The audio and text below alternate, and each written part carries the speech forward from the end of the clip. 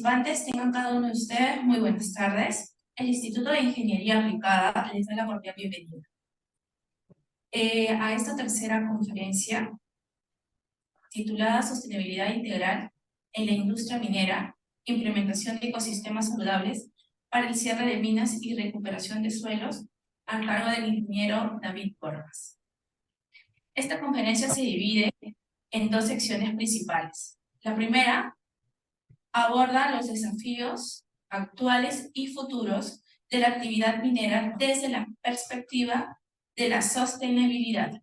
La segunda se enfoca en la relevancia del componente suelo en la restauración y creación de ecosistemas, especialmente en el contexto de los cierres de mina. Se examinan las relaciones ecosistemas en el suelo que son esenciales para una restauración sostenible, considerando diversos escenarios geográficos y altitudinales del territorio nacional. Le doy pase al ingeniero David Borjas para que pueda iniciar. Gracias, Luca. Buenas tardes. Mi nombre es David Borjas. Soy egresado de esta universidad. Estudié en la Facultad de Química.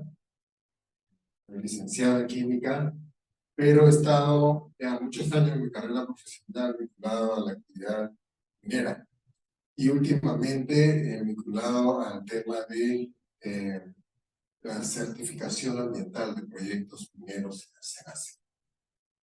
Esta es la función que tengo en la actividad.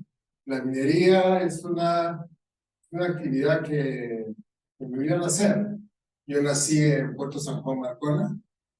En ese momento era un puerto minero, y actualmente también lo es, al sur de Nazca, en Ica. En Marcona se instaló una gran empresa minera de hierro, y ahí trabajó mi padre. Yo nací ahí.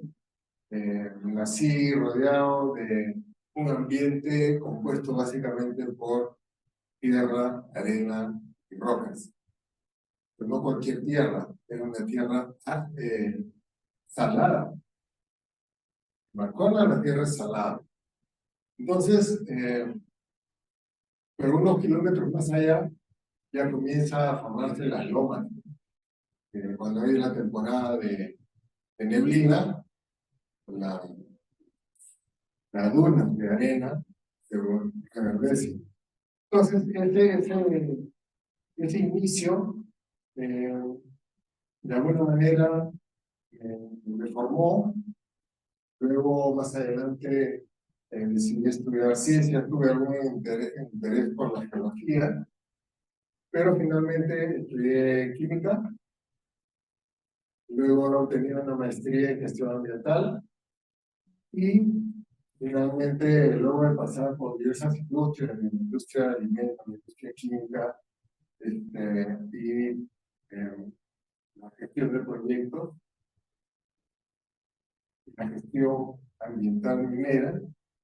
Finalmente estoy líder de proyecto en el SENACE, una institución del Ministerio del Ambiente, coordinando proyectos de evaluación de estudios de impacto ambiental con sus modificatorios, con equipos multidisciplinarios. Pero lo que vengo a compartirles ahora es dos temas que se van a consolidar en uno, que es cuáles son los retos que enfrenta actualmente la actividad extractiva de la minería. Entonces, habíamos enfocado en el tema de sostenibilidad integral en la industria minera, ¿no? ¿Cuáles los detalles que necesitamos tener en cuenta para la implementación de ecosistemas saludables? Y eso, ¿por qué va a ser importante para el cierre de minas y la recuperación de suelos? Ahora les preguntaría, ¿cuántos de ustedes están en la carrera de ingeniería de minas o alguna carrera asociada a la industria extractiva? En mi caso, yo estoy en ingeniería mecánica. ¿Mecánica? Muy bien. Ingeniería industrial, ¿no? Industrial. Pero viví en Oroya, que sea un montón de... Ajá. Claro, entonces, También la minería ha sido parte del entorno ahí. Muy bien. ¿Alguien más que quiera compartir su especialidad, su disciplina? Mecatrónica. Mecatrónica. Ingeniería mecánica, muy bien. Va a ser interesante. Podemos conversar también si tienen preguntas. Me interrumpen y escribimos más. Muy bien. Entonces, vamos a ver el desarrollo sostenible, los retos presentes y futuros para la minería. Y el segundo tema, el suelo, su importancia para la restauración de ecosistemas. Primero, siempre cuando hablamos de desarrollo sostenible, vamos al concepto. Y es bueno siempre refrescarlo. Hay varias versiones de esto. Principalmente ha sido promovida por las Naciones Unidas y básicamente habla de que el desarrollo sostenible implica que debemos vivir atendiendo las necesidades de las generaciones presentes sin comprometer las oportunidades para las generaciones futuras. ¿Okay? Entonces, ¿qué implica esto? Implica poder saber cuáles van a ser las necesidades de las generaciones futuras. Imaginémonos que hace 100 años nuestros ancestros, nuestros abuelos hubieran tenido este principio de sostenibilidad, hubieran podido eliminar cuáles eran nuestras necesidades actualmente, hubieran podido siquiera vislumbrar o predecir cuáles son las cosas que consideramos actualmente como necesidades. Difícilmente, ¿no? Entonces, ese es el reto.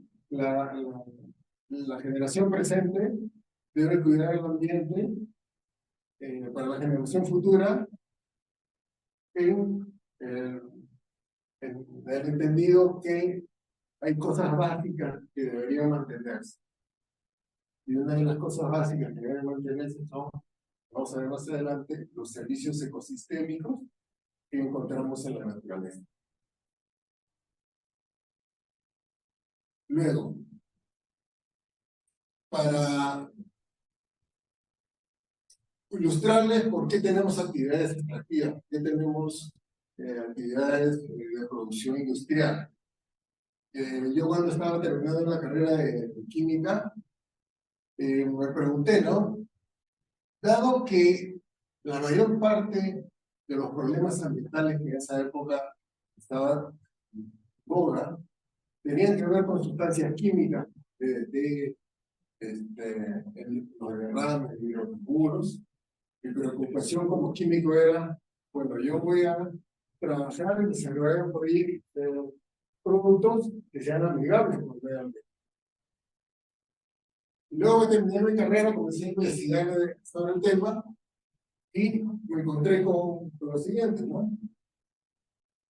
Yo quería desarrollar productos amigables con el medio ambiente y el libro texto de ese tema tenía en su primera carátula, en su primera página, si el producto que deseas producir para atender una necesidad humana puede ser reemplazado por un servicio, entonces no lo fabriques. Entonces eso me hizo pensar. Si nosotros fabricamos algo para producir un producto que va a atender una necesidad humana, y esa necesidad humana entonces va a ser satisfecha por ese producto. Pero esa fabricación, cualquiera que sea su índole, su dimensión, va a generar sí o sí algún nivel de impactos en el entorno porque vamos a recurrir al uso de algún tipo de recurso natural. Entonces, lo que nos queda es entender que si vamos a usar, vamos a producir algo, algún material, algún servicio, algún producto, tenemos que hacerlo de la manera más responsable posible. Y esa manera más responsable posible va a tener límites tecnológicos, va a tener límites hasta filosóficos. Por ejemplo, en nuestro país, se habla de que el Perú tiene reservas mineras, pero ¿de dónde vienen los minerales?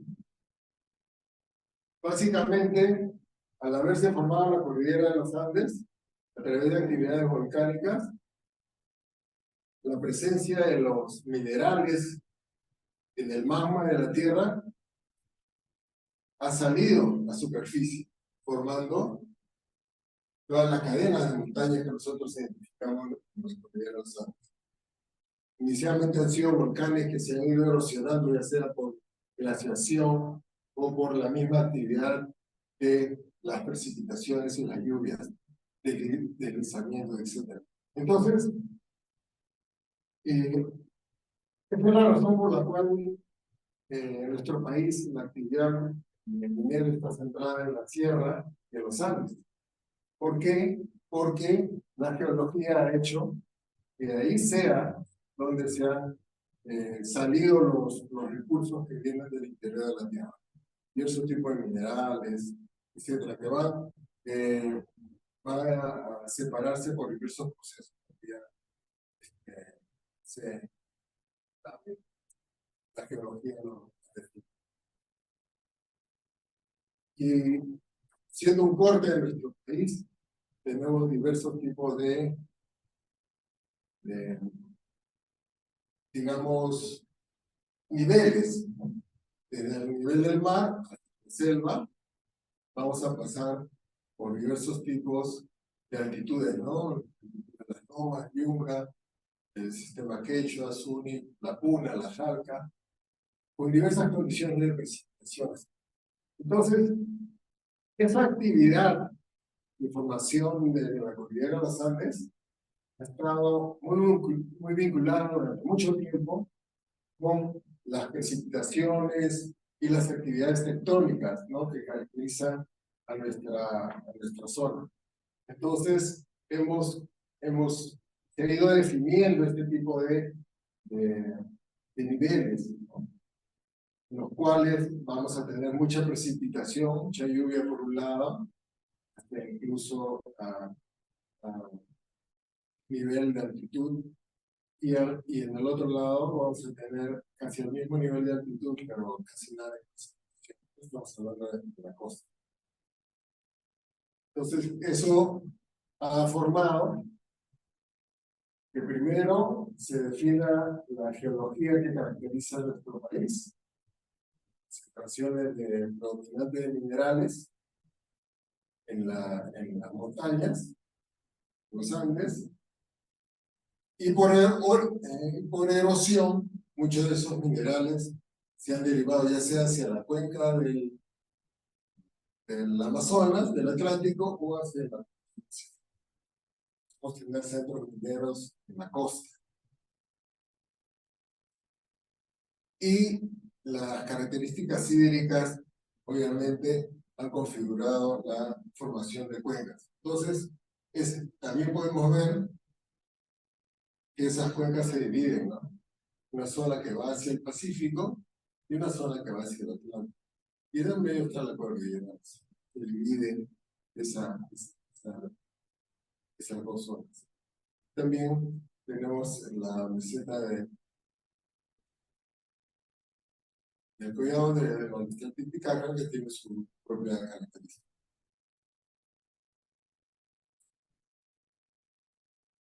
Y esa actividad hídrica ha formado la característica de ecosistemas que tiene nuestro país.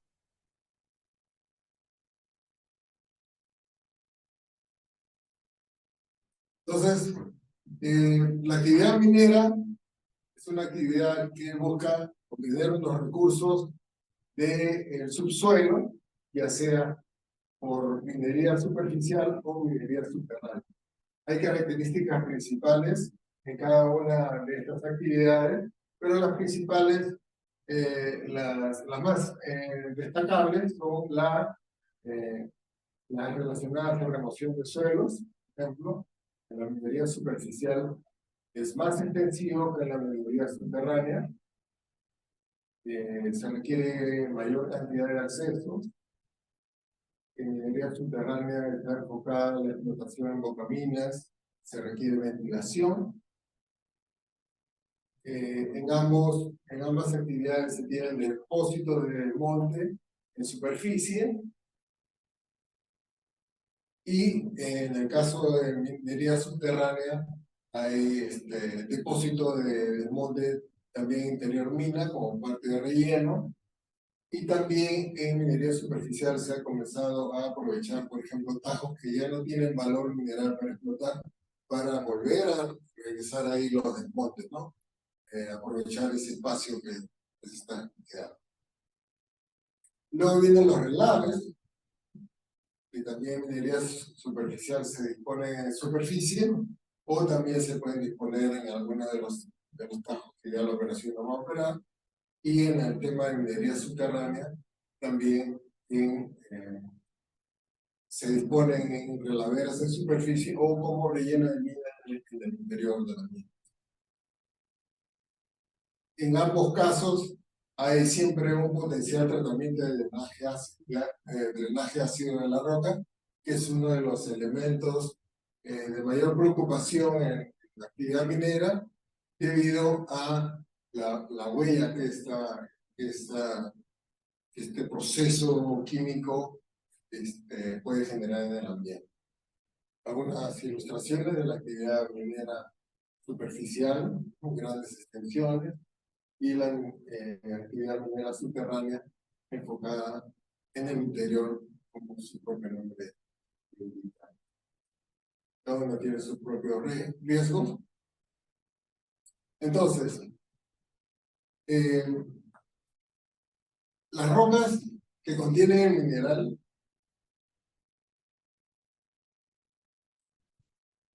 es lo primero que se produce en un lugar específico. Primero, la actividad volcánica que dio lugar a las montañas, da lugar, recibe los efectos de la erosión, y esa erosión va a producir los suelos característicos en cada zona. Entonces, las rocas mineralizadas preceden a la formación del suelo. Eso tenemos que tener en cuenta. Si nosotros llegamos a un lugar donde hay presencia o se sospecha la presencia de minerales, es probable que todo el suelo en el entorno contenga esos minerales, salvo que sea un suelo que tiene vegetación.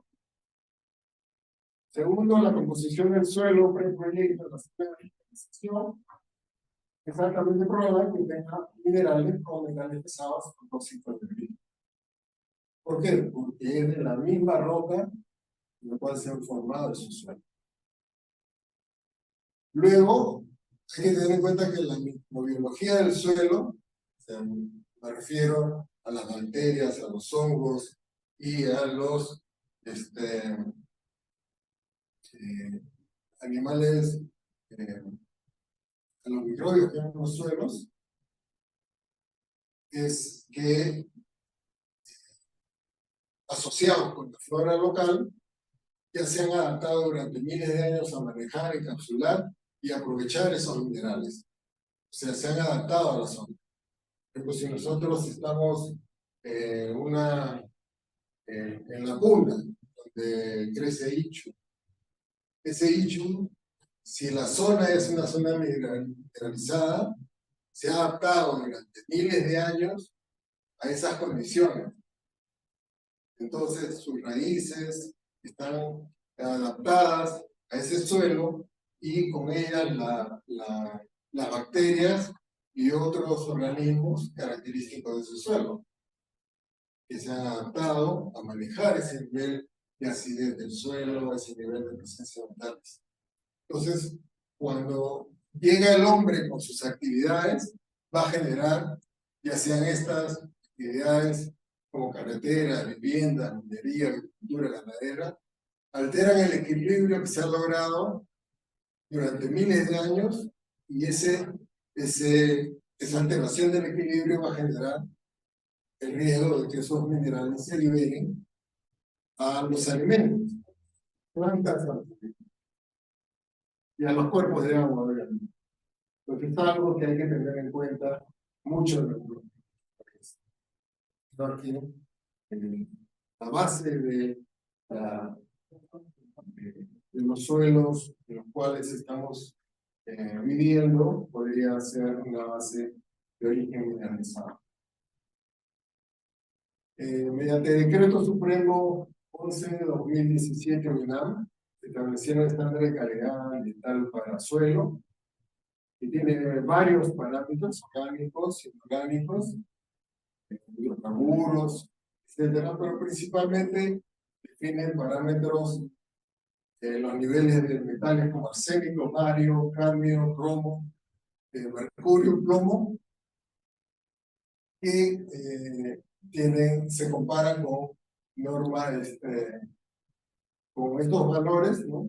El suelo de uso agrícola, suelo residencial, suelo comercial y para industria extractiva. Entonces, este nivel de valores es lo que la norma ha establecido, que son suelos que no tienen no significan una amenaza para la salud, ¿no? De los usos. Principalmente hay que centrarse en la palabra uso del suelo. Si algo está contaminado, no hay que quedar solamente en esa palabra. La palabra contaminación no debe usarse de manera aislada. La palabra contaminación debe usarse en relación a un uso. Es como si se perdiera una especificación. Por ejemplo, esta es la especificación, ¿no? Por ejemplo, el barrio total dice que para suelo residencial y parques, este valor de 500 microgramos por kilo es aceptable. Más, no. Entonces, es una especificación. El estándar de calidad ambiental define una especificación. Según la información científica, en el momento que elaboraron la norma, han identificado que esos niveles no significan una amenaza. Pero si se exceden, ya podrían significar una amenaza. Entonces, cuando uno habla de contaminación, es la pérdida de esas especificaciones. Por ejemplo, si yo tengo agua destilada que utilizo en un botiquín para lavar heridas, va a tener una especificación para eso. Pero si yo tengo un agua de una sequía y tiene otro uso, no va a cumplir la especificación para lavar la herida. ¿Okay? Entonces, siempre hay que ver, está contaminado, pero contaminado para qué, en relación a qué, ¿no? La palabra contaminación está relacionada con una especificación para un uso. Lo mismo para el aire, agua, etc.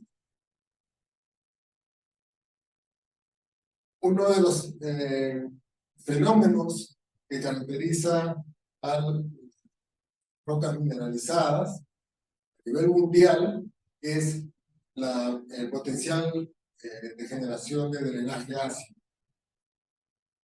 ¿Por qué? Porque como hemos visto, los minerales vienen del centro de la Tierra, vienen a través de actividades volcánicas. Y las actividades volcánicas están asociadas al contenido de azufre en su diversa forma. Y uno de los procesos que se da en la superficie terrestre es que cuando tenemos roca con presencia de sulfuros, ya sea mineral, relave, limón, tenemos oxígeno en el aire y además se junta el agua, ya sea como agua de contacto o lluvia, se va a generar una reacción que va a producir drenaje ácido. Ese drenaje ácido es la formación de ácido sulfúrico y combinaciones similares. Ese ácido hace que de las rocas se sigan desprendiendo minerales, metales pesados, hierro entre ellos, que le da esta característica al agua. Es un agua ácida, donde solamente algunas bacterias unas algas que se han adaptado a ese tipo de circunstancias pueden vivir. Entonces, esto es un fenómeno que ocurre en cualquier parte del mundo donde hay minerales que tienen sulfuro. Pero así como tenemos el triángulo del fuego, por ejemplo, por un lado, no sé si ustedes habrán tomado conocimiento del triángulo del fuego, ¿algunos de ustedes alguna vez lo escucharon? El triángulo del fuego, eh, para que haya para que exista el fuego, nosotros necesitamos calor, combustible y oxígeno. Si yo elimino uno de esos tres, el fuego se extingue. Calor, combustible y oxígeno. Si yo aíslo uno de esos tres, el fuego se extingue. Y acá ocurre lo mismo. La generación de drenaje ácido desaparece o se previene si yo evito que entre en contacto alguno de estos.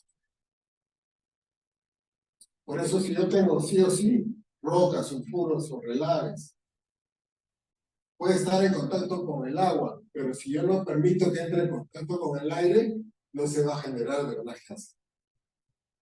Pero puede ser que esté en contacto con el aire, pero yo no permito que entre en contacto con el agua, no se va a generar drenaje ácido. Obviamente que si tengo oxígeno y agua, ya el tercer elemento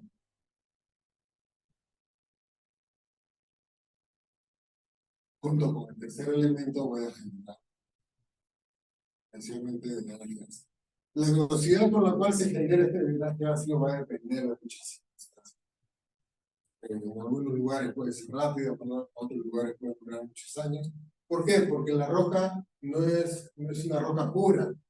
Hay rocas que pueden tener carbonatos que van neutralizando el potencial de producción de agua ácida hasta que ya se agote ese potencial de neutralización y se desencadena todo el proceso de generación de agua ácida. Entonces, por ejemplo, en minería subterránea, las minas tienden a ser inundadas, le ponen tapones a todas las minas, con las chimeneas donde hay ventilación, para que no ingrese el aire. Entonces lo que están haciendo es disminuir el contenido de aire, porque abajo hay sulfuros y va a haber agua por la infiltración del agua. Pero si por A o B falla el sistema de prevención de ingreso de aire, entonces va a haber el problema de generación de agua ácida. ¿Hasta aquí alguna pregunta? ¿Una opción, duda? Sí.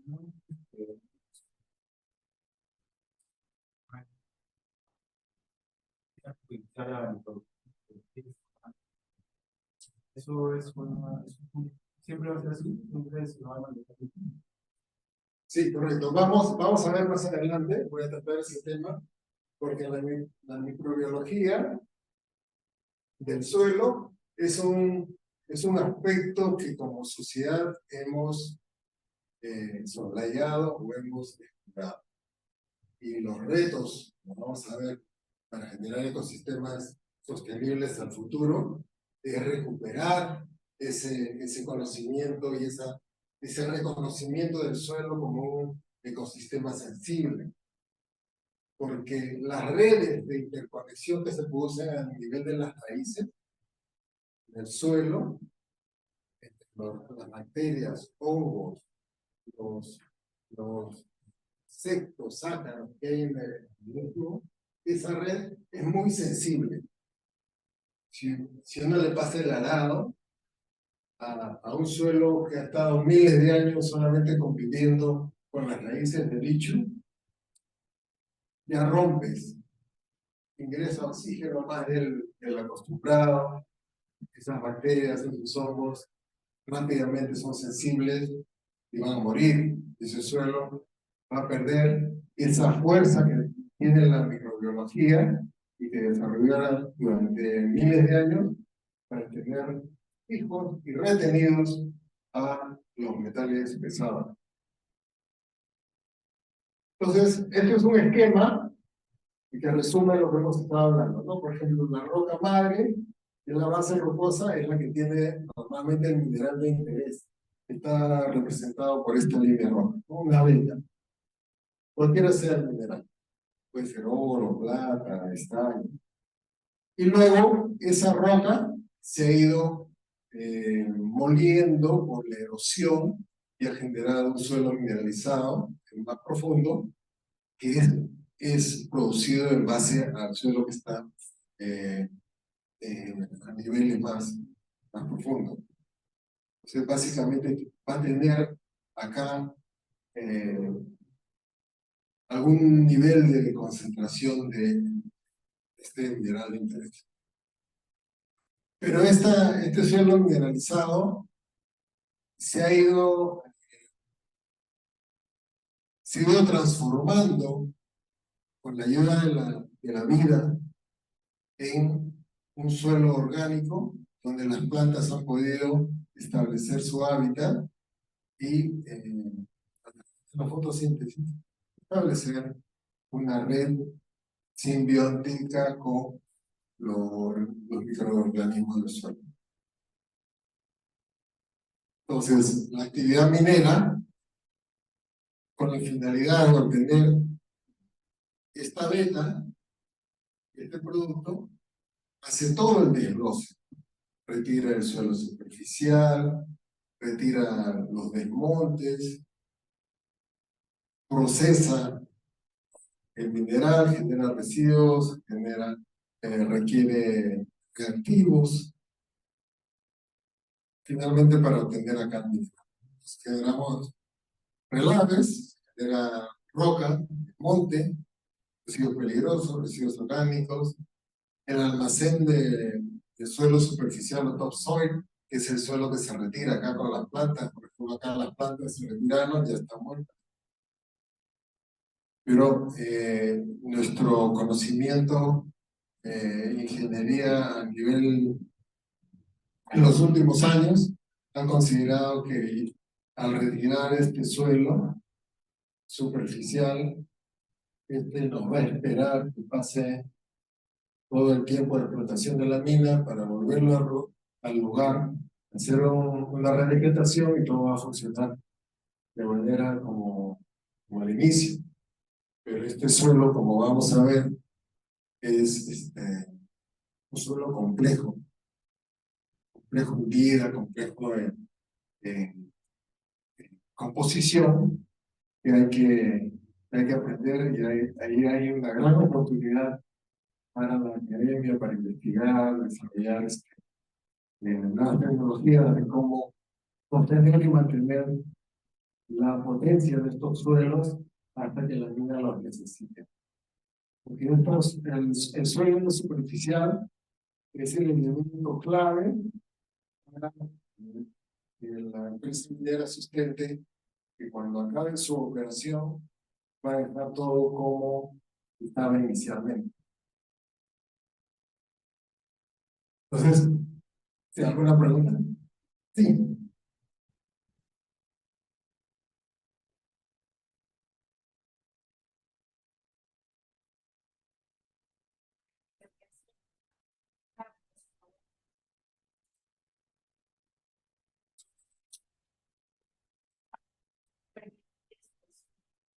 Caso de tajo abierto.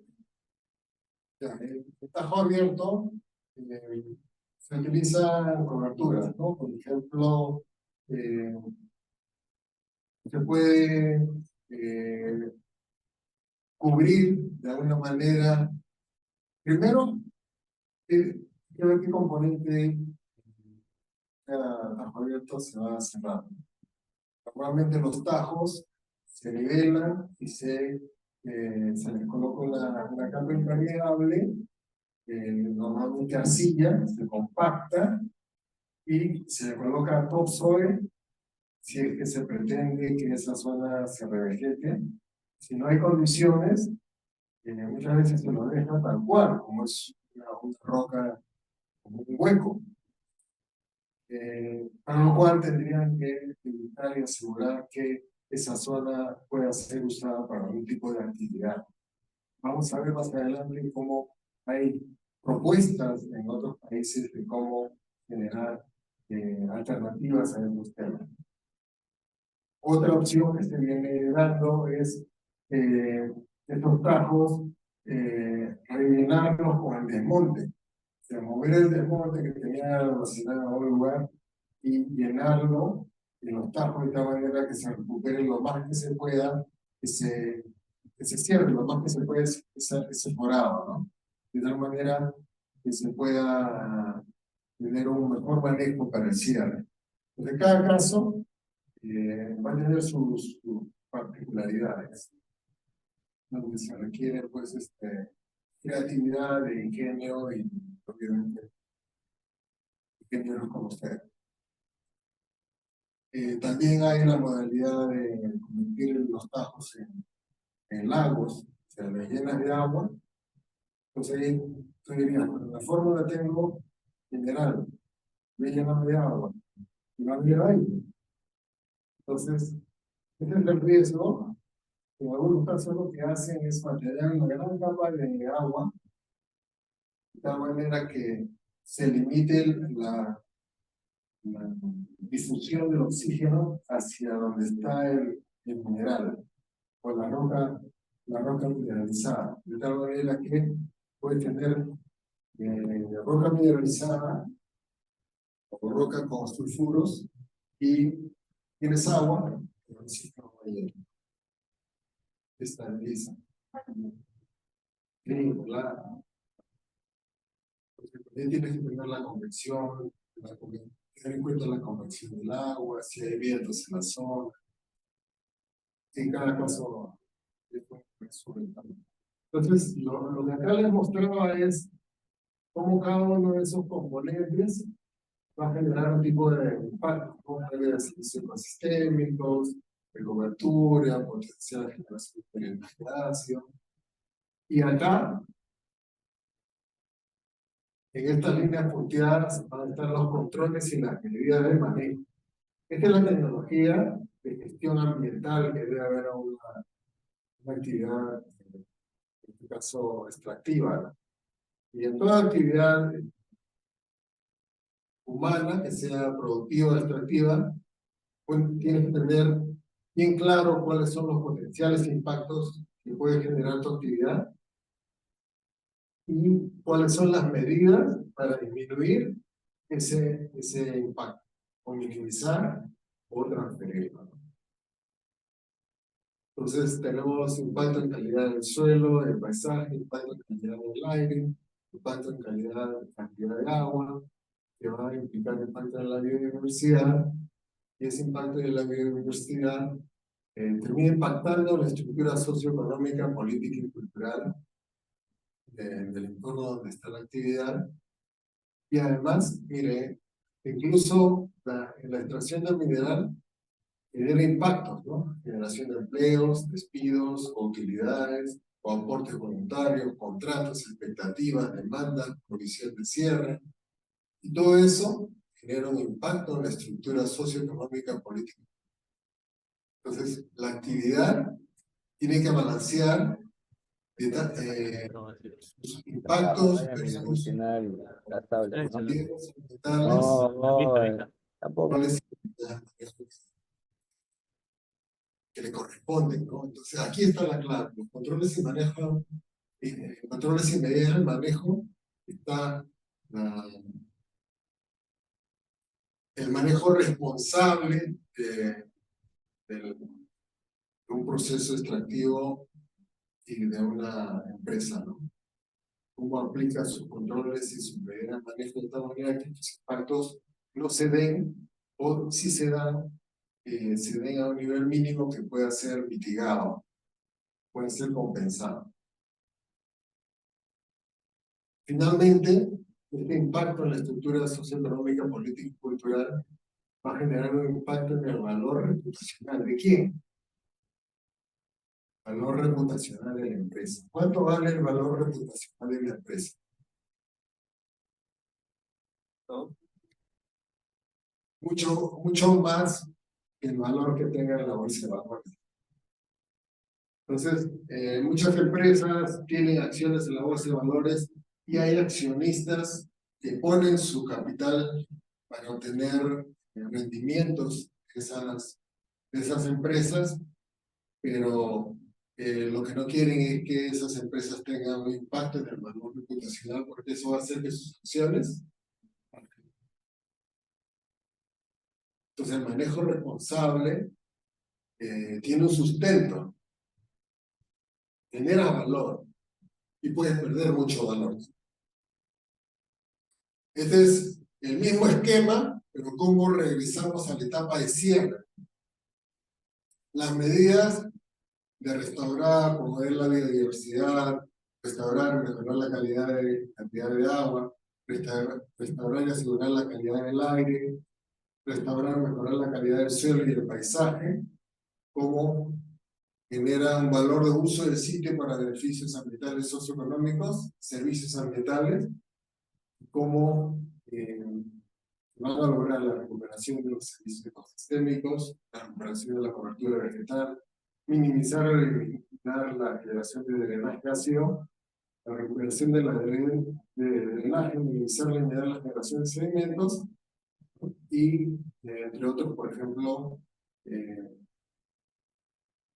costos por expectativas y demandas de provisión de cierre. Cuando una mina ya va a cerrar, queda la expectativa del entorno social, y bueno, y ahora, ¿qué va a quedar para el entorno social? ¿Qué va a quedar para toda la expectativa que se ha generado durante todos los años de producción? Entonces, ahí es uno de los retos, ¿no?, que enfrenta la ingeniería mundial, no solamente que es hacer que el cierre de mina genere valor positivo del valor reputacional. ¿Por qué?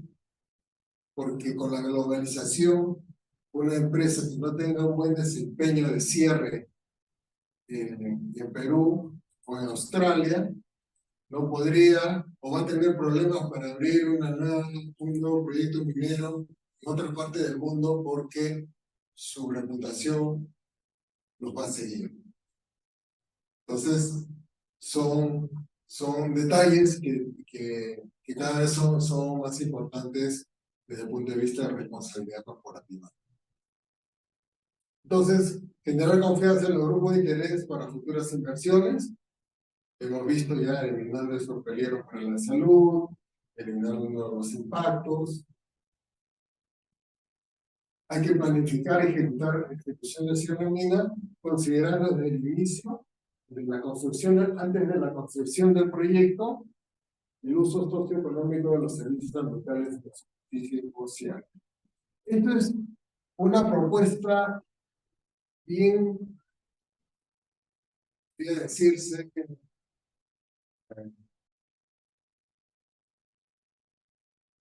respetadora. Antes que se inicie un proyecto minero, el promotor del proyecto o la empresa debería definir con el Estado y las personas que están viviendo en esa zona cuál va a ser el uso del suelo luego que se cierre la mina, si aún no ha empezado. ¿Qué tipo de pensamiento necesitamos desarrollar con las herramientas que tenemos actualmente para simular eso? Simulamos primero eso y en base a eso diseñamos la mina. En base a eso hacemos el estudio de impacto ambiental. En base a eso la empresa costea si es viable o no su actividad. ¿Cómo va a quedar luego del cierre? Pero estas son propuestas del internacional. Todavía son escasos los casos que se ha aplicado este concepto, pero ya están siendo, digamos, promovidos a nivel de instituciones de responsable a nivel mundial.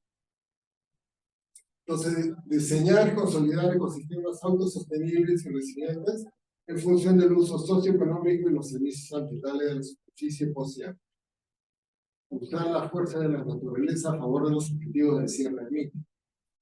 O sea, la naturaleza ya nos ha enseñado que sabe cómo controlar esa fuerza, pero nosotros no hemos estudiado esos procesos. Y los retos actualmente, los profesionales como ustedes, es investigar, identificar oportunidades en el aprovechamiento de este tipo de recursos que ya la naturaleza tiene a favor. Luego, salir del paradigma de tratamiento de agua a perpetuidad. ¿Qué negocio se puede sostener diciendo voy a tratar el agua eternamente? Si es agua ácida, lo voy a tratar. Entonces, ¿cómo vas a hacer? Ya, voy a generar un fondo, un fideicomiso que va a generar intereses, y con esos intereses voy a mantener el sistema de tratamiento. Pero finalmente, nos resulta difícil que algo pueda ser a perpetuidad. En algún momento puede quebrarse ese estructura. Entonces, con estos nuevos enfoques, lo que se busca es salir de ese paradigma y prevenir esa situación desde el diseño.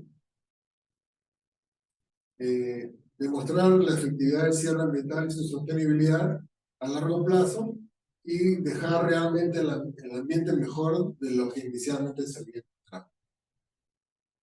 Minimizar los gastos de mantenimiento post-cierre. Por ejemplo, esta es una estructura de la ejecución de proyectos de inversión minera llevada en la etapa de exploración, la definición del escopio, prefactibilidad, la factibilidad, de ingeniería básica, el desarrollo de ingeniería de detalle, la construcción del proyecto, el comisionado, que es la entrega de llevar lo ya construido a la gente que va a operar, la operación en sí, luego viene así. ¿Qué pasa con la generación de reputación y valor de la imagen corporativa? Va a ir creciendo conforme se va a ir ensanchando, conforme vaya desarrollándose el proyecto. Los compromisos regulatorios y sociales también van a ir creciendo, van a llegar a un pico y luego van a descender.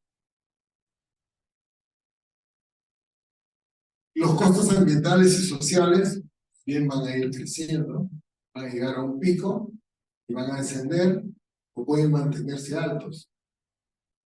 Esto es lo que no se quiere, que esos costos ambientales y sociales se mantengan altos.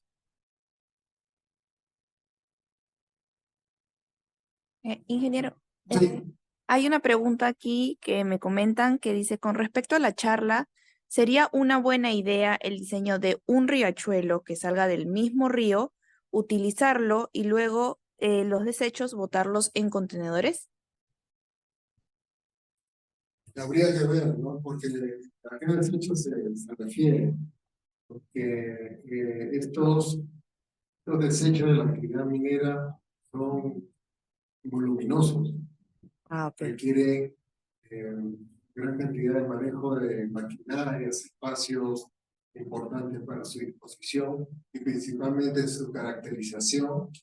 Tenemos desechos que pueden ser peligrosos, otros que son no peligrosos, minerales, otros que son sustancias químicas. Pues hay que ver a qué desecho se refiere y todos ellos requieren una caracterización y un manejo responsable. Okay. Eso es lo que se debe identificar. Lo importante de identificar cuáles son los componentes de un proyecto, cuáles son sus potenciales impactos, cuáles son las medidas correspondientes de manejo. Es el eje principal de la gestión ambiental y de una certificación ambiental también. Por ejemplo, acá tenemos cómo se crea, se suma valor o se fondea valor en un proyecto extractivo, ¿no? En este caso, durante la exploración, que pueden ser muchos años, pueden ser 10 años de exploración buscando un yacimiento, las empresas están prácticamente invirtiendo, ingresando, hundiendo dinero, cada vez mayor buscando conseguir la definición del valor. Entonces el valor se define como información. Para tú saber cuánto valor hay de un recurso mineral, necesitas información y para eso se explora. Y el que tiene la información tiene el valor. Por ejemplo, si yo les digo, les regalo un diamante de medio kilo que está en medio de la selva, ya te lo regalo. Pero ustedes me van a decir, ya te lo acepto, pero no me está diciendo nada. Quiero saber dónde está, muéstrenme exactamente dónde lo pueden encontrar. Mientras más información te dé, más valor te estoy dando. Yo no puedo decir, mira, ahí hay un mineral y ese valor es tanto. ¿Cómo lo he determinado? Con información. Y para obtener información necesito invertir. ¿Y esa información de quién será el dueño de esa información? Del que invierte. Porque si no investigas, no tienes cómo contabilizar ese valor. Entonces, las etapas de exploración es según el valor, pero luego, cuando ya el proyecto comienza a definirse, viene la etapa de definir el alcance del proyecto, el desarrollo de ingeniería, cómo se va generando valor. Luego, la etapa de construcción y comisionado. La idea del gerente en esta parte es mantener lo más que pueda el valor que se ha logrado del proyecto y luego cuando ya le entrega al gerente de operaciones es incrementar el valor, generar valor para la empresa y el entorno. Luego esos recursos son finitos, los recursos materiales son finitos y vamos a llegar a un momento en el cual se va a agotar, por lo cual vamos a hacer la etapa de cierre y post-cierre, donde va a haber una etapa de recuperación de valor, de repente por venta de algunos activos, y luego va a venir una etapa de pérdida de valor. Va a seguir tratando hasta que demuestre que la situación está mejor de lo que encontré. Entonces la idea es generar ingresos, recuperar valor incluso en la época de cierre por cierre. ¿Cómo? Hay la norma ISO 21795 que ya ha sido establecida para guiar lo que son cierre de minas y la planificación de esa restauración. Ustedes pueden consultarla. Básicamente una de las recomendaciones que tiene para la restauración y el manejo del terreno es la reconformación del terreno, preparación de superficie y establecimiento de vegetación. Aquí es la clave y el meollo del asunto de esta exposición. ¿Qué tanto sabemos? Lo que vamos a recurrir es a consultarle a nuestros amigos, los ingenieros agrícolas. ¿Qué me puede decir de la conformación del suelo? ¿Qué me puede decir de la preparación de superficie, del establecimiento de la vegetación? Pero él está enfocado en productos tal vez de producción masiva, de agricultura. Y lo que se quiere en minería es el establecimiento de la vegetación nativa de la zona, una que se pueda adaptar a las nuevas condiciones.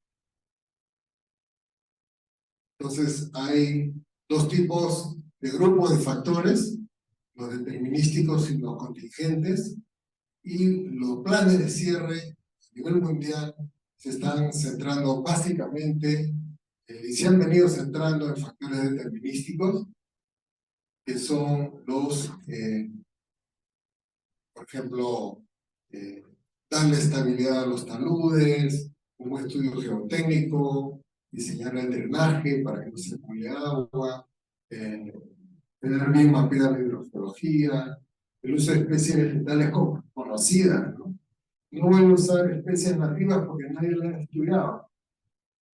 Por eso uso una especie vegetal que sea conocida y la coloco para que rápidamente crezca y todo se vea grandecito. Y le coloco abonos artificiales para que efectivamente se vea que está verde.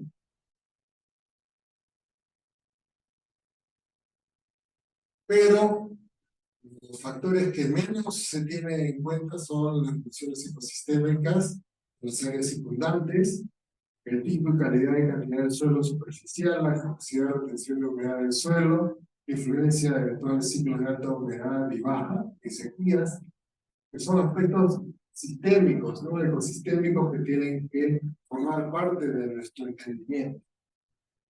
Y cómo generar hábitats, macro y micro, de la fauna y la microbiología. ¿Cuánto tiempo tenemos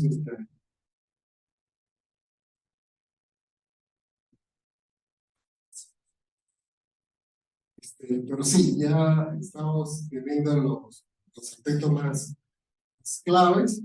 Acá tenemos la etapa de sucesión de suelos. Este es un concepto importante que debemos también incorporar en nuestro conocimiento. Cómo va evolucionando el suelo. A partir de la roca, por ejemplo, cuando yo les decía que yo nací en San Juan de Marcona, donde había tierra salada, tenía el mar al costado, pero esa tierra era salada porque ya hace algunos millones de años recién esa tierra ha salido del mar. No había suficiente lluvia como para lavar la sal de esa zona. Entonces no hay plantas. Entonces, esto ocurre en todas partes. Cuando sale una isla producto de una erupción volcánica, va a haber rocas y las rocas van a irse erosionando.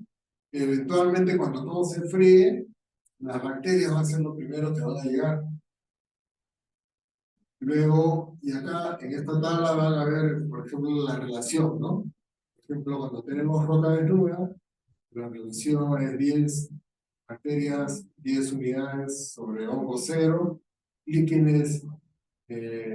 Luego, cuando va pasando el tiempo, van apareciendo los líquenes, comienzan a aparecer algunos animales, y así se va avanzando. Pero esta es una evolución que dura miles de años, millones de años, hasta que llegas a un bosque maduro, donde tienes una buena proporción de hongos en relación a las bacterias. Entonces la pregunta acá es, uso posible.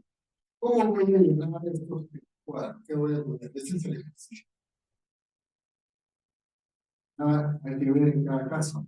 Por ejemplo, si el uso post-cierre de una instalación minera va a tener este nivel de sucesión de suelo, ¿qué tipo de suelo voy a necesitar? ¿Qué usos ambientales y qué usos socioeconómicos?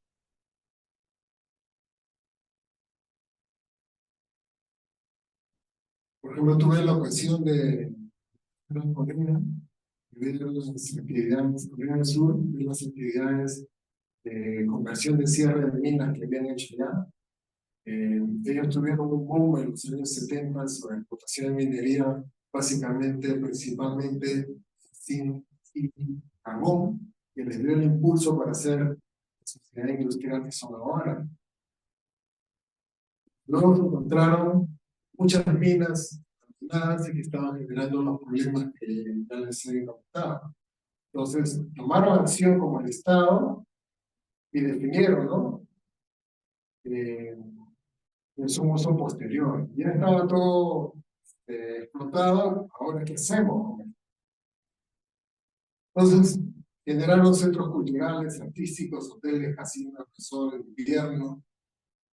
La ventaja que ellos tienen es que tienen una alta densidad poblacional y una proximidad a grandes ciudades de infraestructura vial. Para que se den una idea, Corea del Sur es como el territorio que tenemos considerando desde Lima, Junín hasta Puno. Todo eso es Corea del Sur. Y desde Lima puedes irte a Puno en 2 horas, con un tren bala. Te vives en Lima, tomas tu tren, te vas hasta Puno, trabajas, sales de la oficina y regresas o te quedas una semana y regresas a tu casa. Entonces, y cada kilómetro hay un poblado, ciudades. Claro, encuentras un espacio en este poblado porque no tenía actividades. Entonces, prácticamente tiene una alta densidad poblacional, lo cual no ocurre en nuestro país. Sí,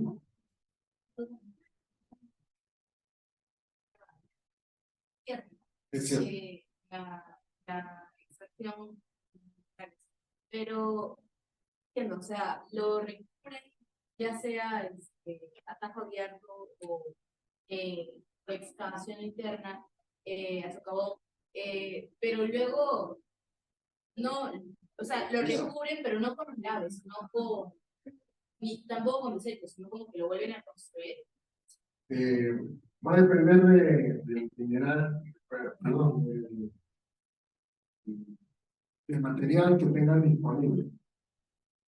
Cada uno en cada lugar específico. Por ejemplo, acá, esta era la mina que estaba abandonada y lo que hicieron fue irla conformando y en base a un diseño crearon un hotel, cancha de golf. Y después han hecho acá Juegos Olímpicos de Invierno, donde llegaban delegaciones de todo el mundo, porque esto se llena de nieve. Entonces, esto de acá, por ejemplo, era una reladera. Y la reladera la encapsula, dependiendo del material, puedes encapsularla con arcilla, si tienes arcilla, puedes encapsularla con textiles, con materiales que impiden que el agua ingrese, pero además tienes que colocar un suelo que permita el pasto, por ejemplo, para la cancha de golf. Entonces, Ingeniero, esa dimensión. Sí. hay una pregunta que dice, en términos de reciclaje, ¿existiría alguna manera de reutilizar dichos desechos de la actividad minera orientándolo a otros fines? Siempre existe la posibilidad de investigación, porque como habíamos indicado, si vas a fabricar algo, tienes que identificar cuál es la necesidad humana que vas a satisfacer con ese producto. Si no hay una necesidad humana que se satisfaga, no va a tener sentido que produzcas ello, ¿no? Entonces solamente te queda encapsularlo o confinarlo. Por ejemplo, esta es una foto del hotel, cómo está ahora, las que tiene, era lo que construido en un lugar que fue una mina. Y las ganancias de este hotel van para la comunidad, y van para pagar los médicos de los trabajadores, de los estudios de los hijos de los trabajadores de esa mina, becas, etc. Todo lo que el Estado recibe, perdón, de estos hoteles, de estos casinos, tiene un fin ya determinado de beneficio para los que fueron trabajadores o las comunidades de la zona. Entonces, sí.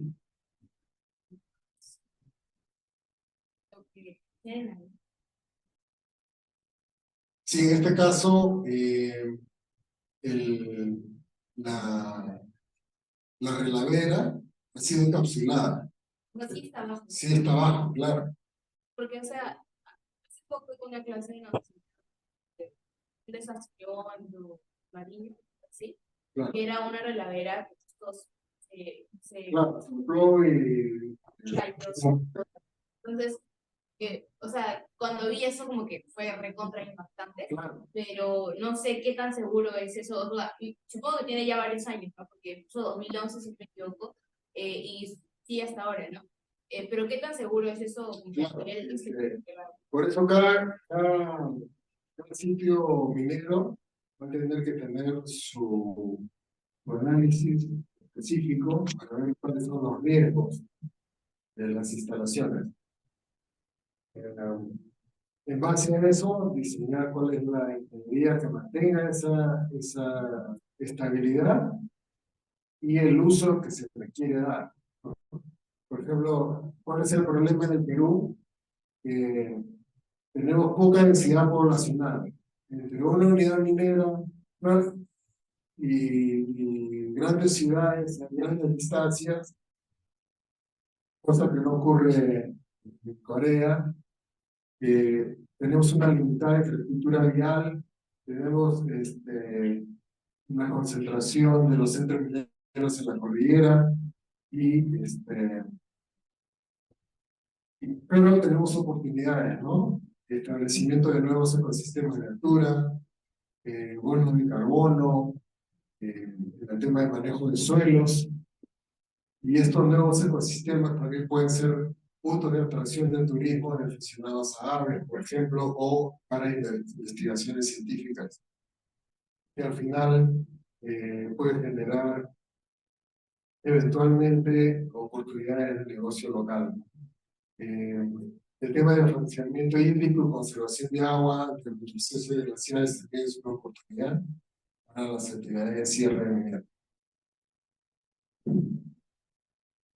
Entonces hay que considerar enfoques modelos ecosistémicos multidisciplinarios. Les recomiendo investigar sobre el modelo adaptativo de la ley ecoestructural que ha desarrollado un físico, sobre la ley de la termodinámica, que sustenta por qué los ríos toman esa forma de árbol. Hay nuevos enfoques que permiten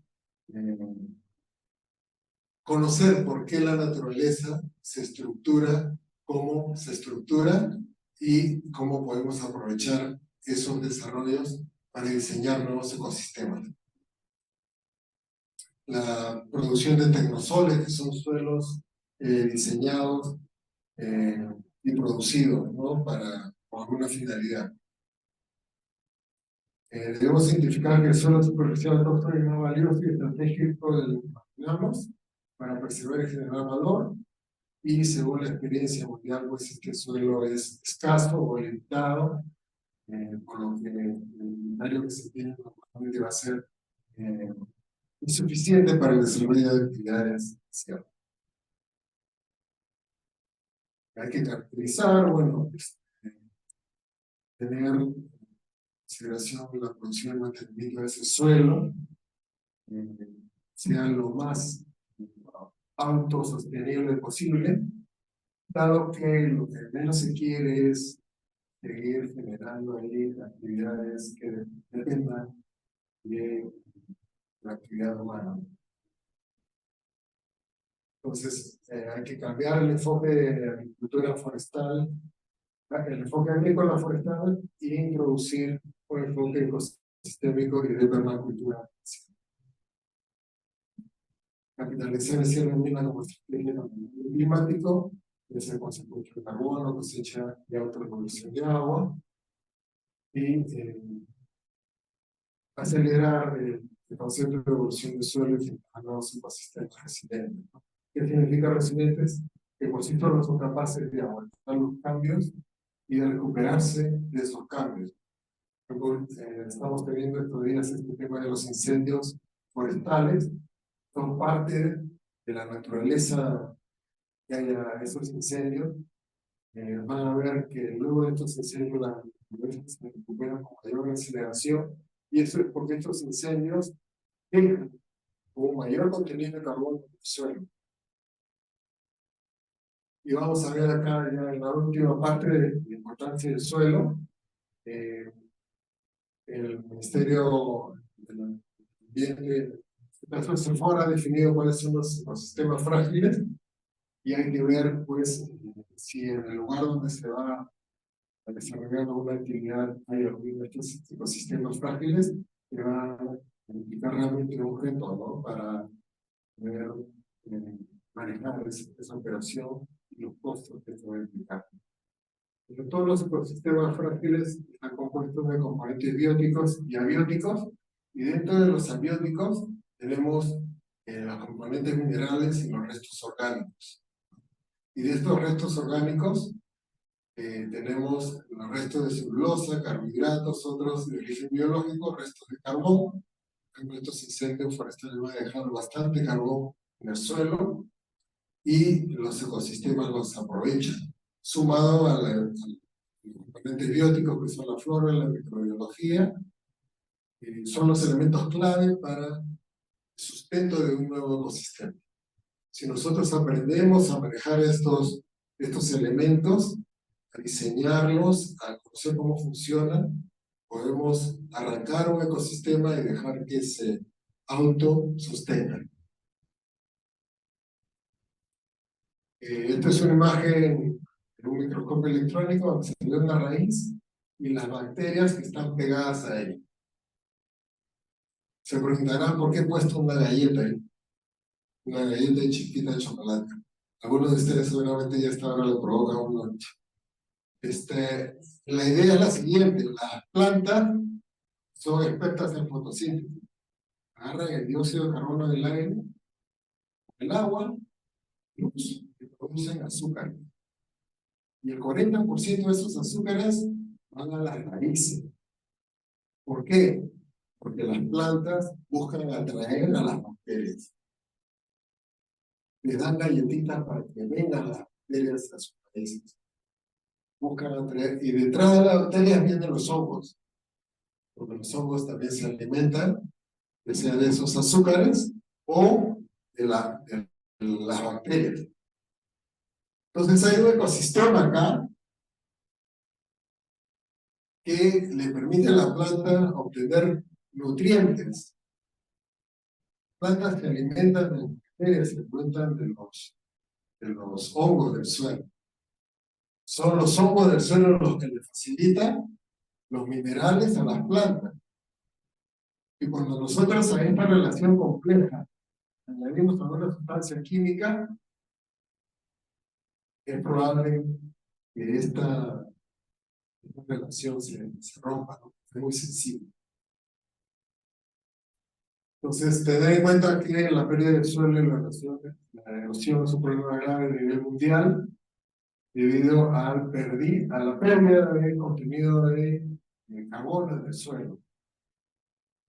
El carbono del suelo es lo que permite que el suelo no se erosione.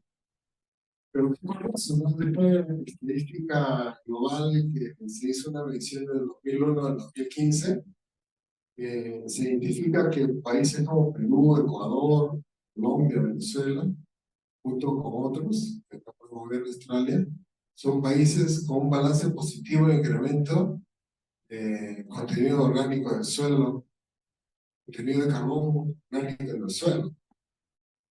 Entonces, tenemos una condición favorable, y esto lo hemos tenido en base al estudio de imágenes satelitales. Por cada unidad vegetal que tú tienes en superficie, tienes una gran cantidad de carbono a nivel de las raíces. Esta imagen resume lo que les había comentado, que era el proceso de formación y sucesión de suelos, cómo la lava se enfría, cómo la corteza se va erosionando, luego con el tiempo viene la biología, la vida, plantas, animales, se va enriqueciendo, se va formando el topsoil y se va generando diversos tipos de ecosistemas, ¿no? Hasta tener un ecosistema complejo. Entonces, cuando nosotros de manera gráfica podemos ver acá, ¿no? Lo que antes era una roca que había sido originada por el ave, perdón, por una roca que había sido generada por lava fría, con la intervención del agua, el hielo, el viento, las especies vegetales y animales, finalmente se construye este ecosistema.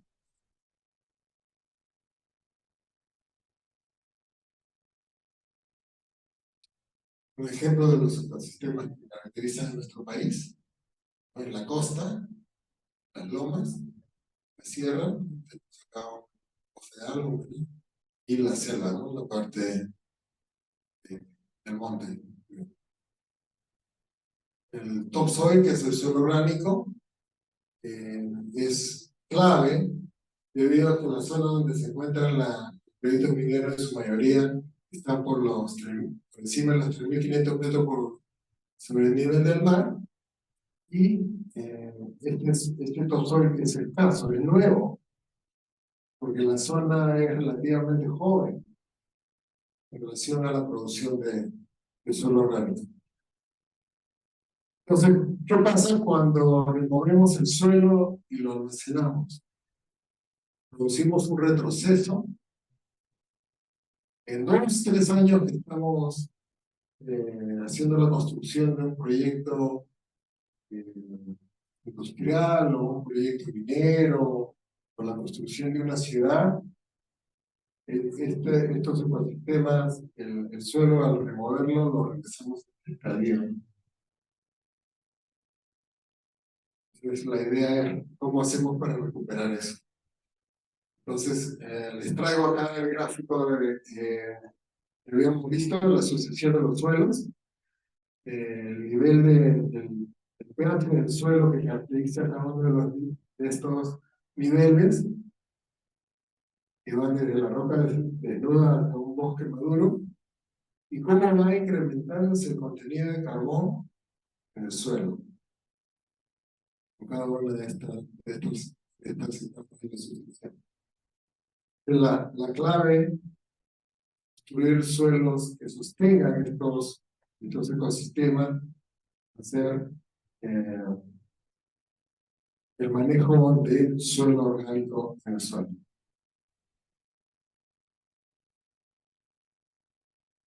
También debemos entender esto, ¿no? De otra manera de verlo,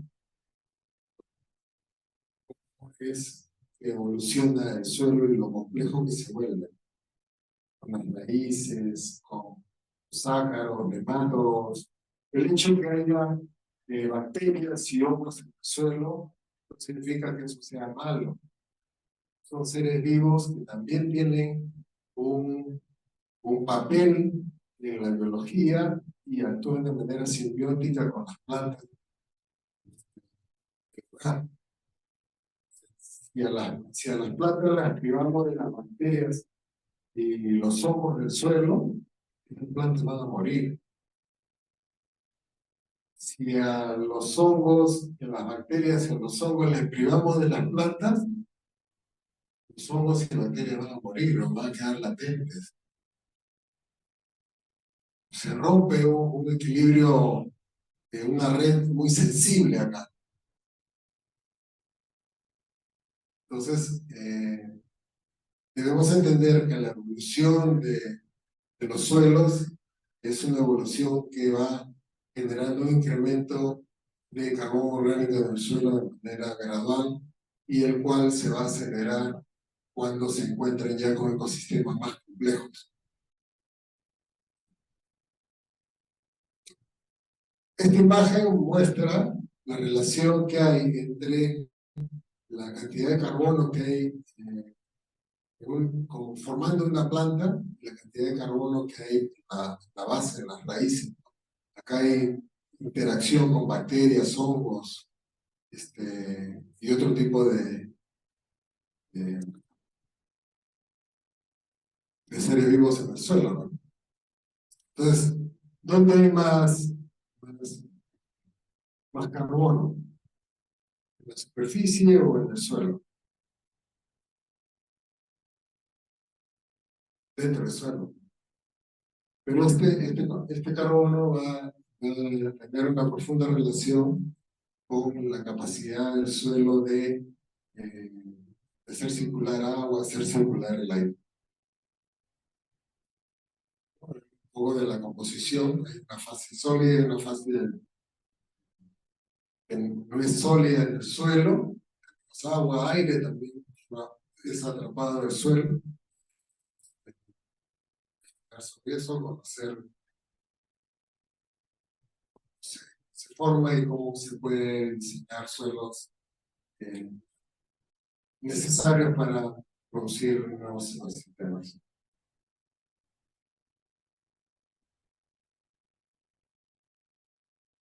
Entonces, resumiendo, tenemos que conocer la microbiología del suelo, reconocerla, tener en cuenta su papel, la relación que hay entre bacterias y hongos en el mismo, asegurar que se establezcan estas relaciones, identificar cuáles son las especies locales, perennes, que van a sostenerse en el cierre de minas, asegurar que haya aireación sin dañar las sensibles redes internas del sistema de raíces y micelio y los microhábitats. El micelio es una especie, no sé si alguna vez han visto un pan o un moho, se forma como si fuera un arbolito muy sensible, ¿ya? Eso es micelio, son estructuras del hongo que se están apoderando del pan. Eso se produce dentro del suelo. Si ese suelo lo pisamos, eso se rompe rápidamente. Y con ello los beneficios que puedan estar teniendo las plantas en su relación simbiótica con servicio de ecosistema que brindan los suelos, secuestro de carbono, fijación de nutrientes y minerales, generación de microclima y de humedad, sostenimiento de cobertura vegetal, la regulación hídrica, control de calidad del agua, control de erosión, conectividad entre componentes ambientales y su marco de sequía. Algunos principios para la restauración de ecosistemas: siempre tener un ecosistema de referencia, un ecosistema que no haya sido tocado por la actividad humana, lo caracterizo para decir, este va a ser mi objetivo. Cuando yo cierre, voy a replicar esto. ¿Cómo lo voy a caracterizar? La estructura, qué proceso tiene. Tenemos que compensar esa degradación con la restauración, de manera que sea resiliente, o sea, que pueda resistir los cambios del entorno, que no sea muy dependiente de la mano humana, introducir especies que sean deseables y retirar las que no sean deseadas, definir metas, completar la recuperación en los lugares donde sea posible, porque va a haber lugares dentro del área de interés donde no va a poder ser posible la recuperación y van a tener que plantearse algunas otras medidas, ¿no? Integrar la ciencia y la práctica, que es donde la ciencia y la ingeniería tienen que conversar, para diseñar experimentos, aprovechar el conocimiento local, la gestión adaptable de estos cambios en el ecosistema, establecer medios de monitoreo y conocer las plantas nativas. Integrar la ciencia y la sociedad a estas actividades. La academia, las universidades pueden aportar y hay bastante que desarrollar. Con esto estoy concluyendo la exposición. Si tienen preguntas, con mucho gusto para...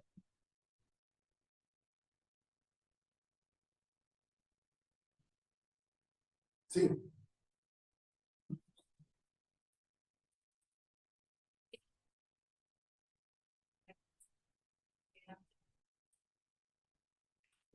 Que podría tener un postulado o todavía como que no está realizando. Hay algunas unidades que cierre y han vuelto a iniciar acciones, pero está observando actualmente son cierres progresivos. El cierre progresivo es un cierre que se va haciendo durante la operación de la mina. En zonas que ya no son de interés, se comienzan a cerrar. ¿Por qué? Porque mientras más tiempo tengas expuesto ese material a los medios del entorno, más riesgos vas a generar para cierre. Entonces, si puedes cerrarlo lo más temprano posible, vas a minimizar la generación de drenaje ácido, por ejemplo.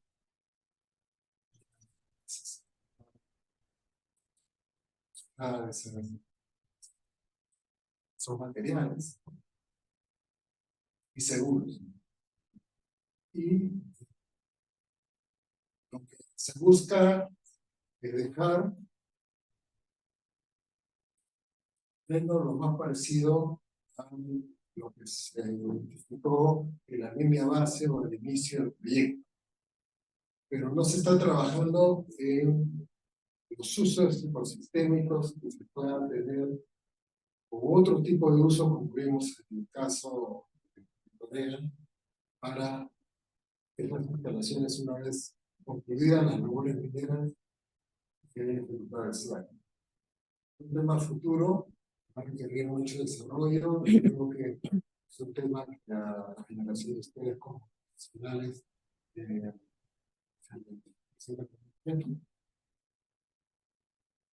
todas las herramientas. El conocimiento está teniendo a nivel mundial tema de tecnología, bastante las herramientas.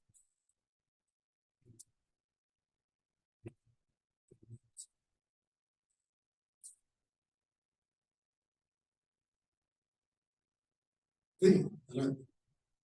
Cuando mencionaba sobre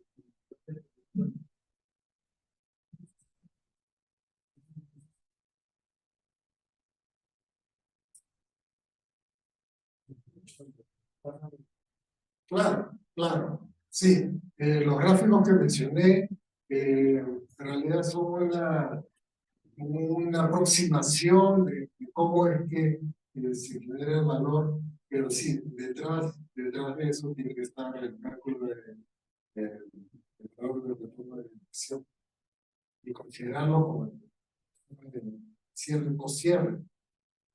Puede ser que estés considerándolo como la etapa solamente de operación, que puede dar un buen resultado.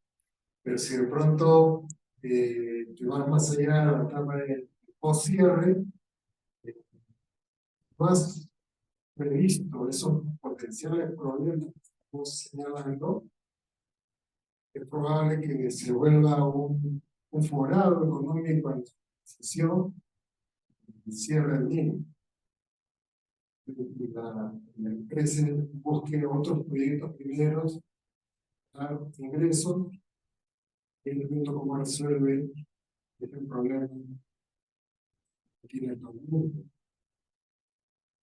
Eso realmente es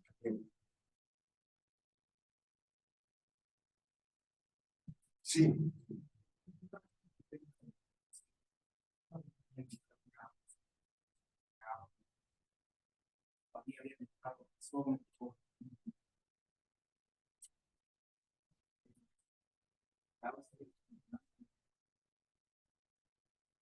sí, como indicaba, ¿no? Hay un compromiso de cierre. El titular tiene que ejecutar hasta que demuestre que no está dejando un pasivo, no está dejando un pasivo ambiental. ¿Qué significa eso? Un problema ambiental para la sociedad del Estado. Entonces, todos los métodos de medición que tengan implementados en base a su gestión ambiental y plan de cierre, el titular tiene que seguir ejecutándolos en sustente. Mira, señor del Estado, este cierre ha sido exitoso, estos son los resultados, el sistema camina solo. Ya no necesito estar viniendo todos los años, después de la temporada de invierno, de la caída del granizo, a poner nuevas plantas. Eso deberían hacer todo. Viene la temporada de granizo, viene la siguiente estación y las plantas nativas deberían volver a crecer con fuerza. Y eso le está ocurriendo, y lo que quiero volver al sitio de invertir es porque no está comiendo solo. La idea es vivir solo Y eso es lo que ahora las empresas tienen que hacer cuenta que eso va a ser un resultado no solamente económico, sino un valor reputacional también. Sí.